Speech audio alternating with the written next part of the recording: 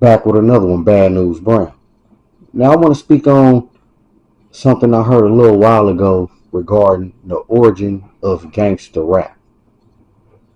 Now, according to Candace Owens, she mentioned that Gangsta Rap was pretty much created by the CIA in conjunction with prison inmates to push a zesty agenda, pretty much.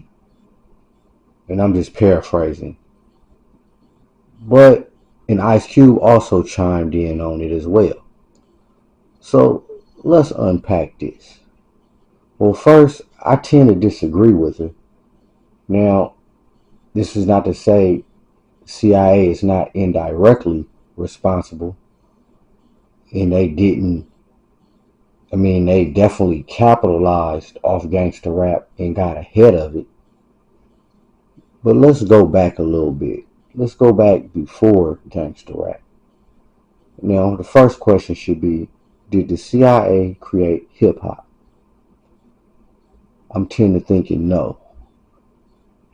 Being we already know that hip hop was created by us, and it was basically rooted in the so-called African American culture, from the breakdancing, mixing and scratching, etc. It was positive music for the most part, but it also not but and it also outlined our way of life in a lot of ways.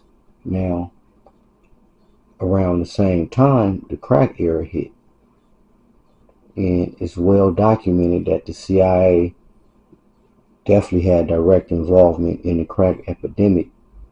But as far as them, how should I say, as far as them,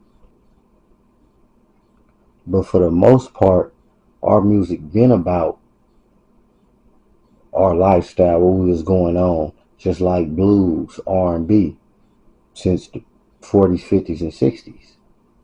So naturally, when the crack era hit, dysfunction in our communities became even more relevant and more serious, and that reflected in our music, hence gangster rap.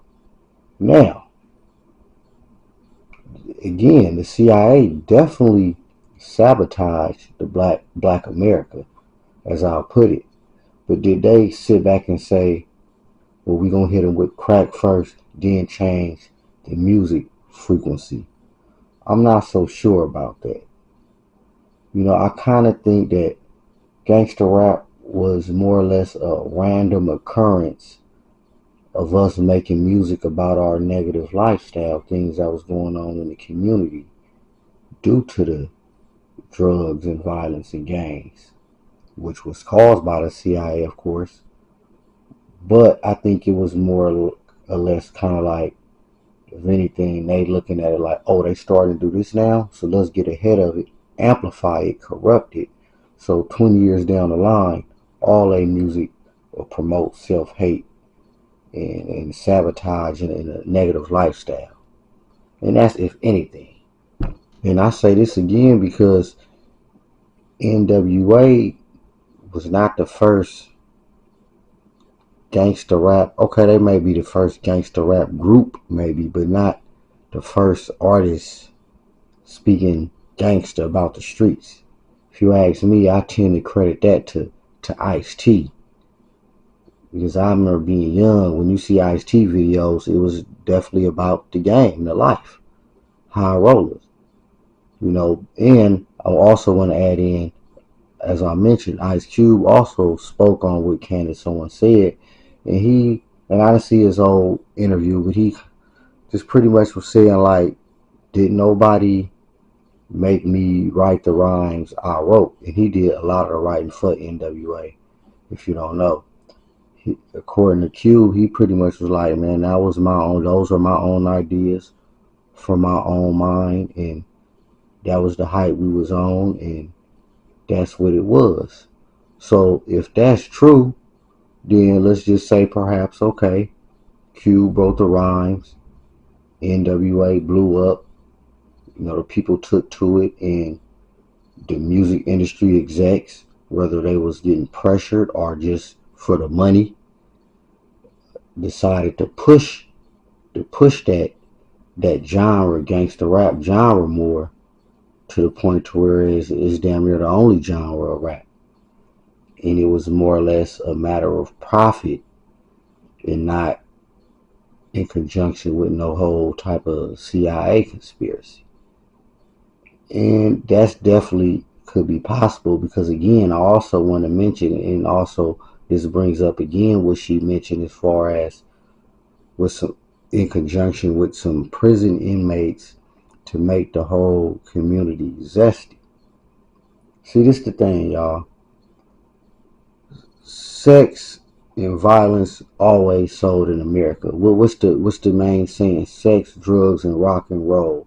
So all that zesty or anything, any provocative activity that been going on in Hollywood. That's part of the entertainment industry.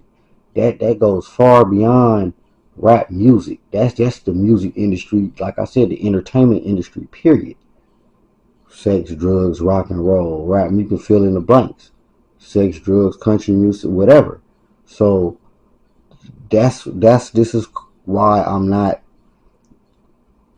agreeing with what she's saying, because I know this.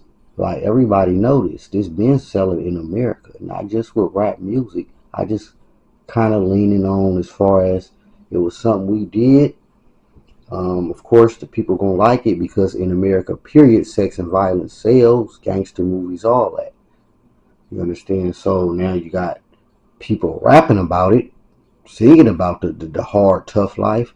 That's gonna be appealing to American people, especially young Americans, especially Black Americans. I just kind of think it was something we created, and the industry, whether you want to say in conjunction with the CIA or whoever, they got ahead of it, being that, again, the music industry already been shady.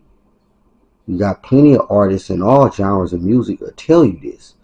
Have been getting over. So, again, they just got ahead of it. And, of course, we're going to exploit it and capitalize on it.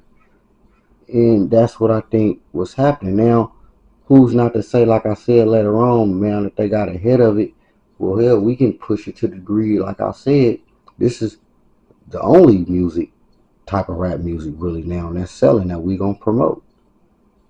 And as far as, again, like I said, that's pretty much it, because she didn't really mention as far as like going through no gatekeepers, no doors. Of course, that's the entertainment industry, period. You know what I'm saying? A good percentage of it. But I disagree with her. That's pretty much what I'm saying. So as far as to answer the question, did the CIA create gangster rap? I'm tend to think, I'm not gonna say they created it. If anything, we created it. They got ahead of it, corrupted it, and now it is what it is now. Whether that was part of a master plan or just exploitation in America and money, because again, sex and violence sells. I'm not exactly sure. I'm tend to leaning to think it's about the money and the exploitation. And if anything, that other thing was a bonus. Kill two birds with one stone, according to her rationale. But did I think that them alphabet people sat back and plotted on sabotaging the black community through music at that junction? No. Again, like I said, they may have got ahead of it once we created it. But as far as them in the beginning, no, because they ain't got to worry about doing that. That's why they was responsible for the crack. They destroyed the communities. Gangsta rap is just an effect of that cause, Candace. So look at it like that. Now, I know at first glance it does make you go, that's why honestly I had to think.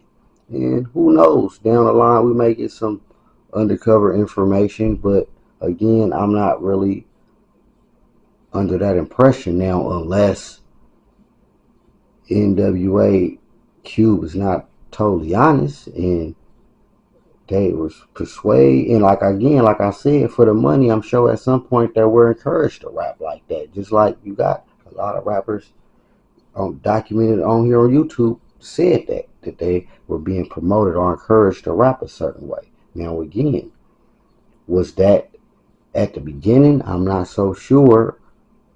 Or was that something they just got ahead of and yeah, we gonna flip it? Because again, when rap first came out, it wasn't gangster rap. So obviously they had to turn the positive frequency negative, but that came via by our lifestyle, drugs and crack. If they didn't put the cart before the horse first by okay, we're gonna make the music bad, then that's gonna make that street to lifestyle back through the music. No, we made the lifestyle bad, poverty, crime, drugs, and the music naturally gonna reflect the way they live it. I'm kind of tending to think it along them lines, y'all. Let me keep it 100. And yeah, so y'all let me know what y'all think, but that's really what I'm thinking. That's how it all happened, and it's kind of like this is where we are now. And again, I'm not saying that people or entities didn't get ahead of it and corrupt it, but more likely, like I said, in the name of profit, and the other thing, if any, it was killing two birds with one stone by that rationale, due to the fact that, again, we already created hip hop. And even before gangster rap, you did have rappers like Ice-T that talked about the streets, the hard life. But then it was a positive message at the end. Even when Pac, that was his way of trying to get ahead of the gangster rap, if you ask me, with the whole thug life. To get you off the criminal mentality. But that's just my opinion. So, we got to think about all those things.